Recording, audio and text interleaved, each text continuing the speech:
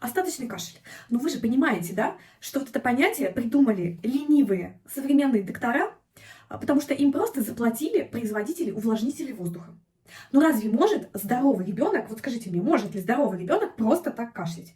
Ну, конечно же, он кашляет не просто так, а потому что все еще присутствует воспаление в дыхательных путях, может быть, даже вирусы продолжают выделяться в окружающую среду или бактерии, поэтому нужно обязательно сидеть дома в этот период, пока совсем не перестанет кашлять вообще ни разу за день. Тогда да, можно идти к педиатру, я вам напишу справочку в детский сад.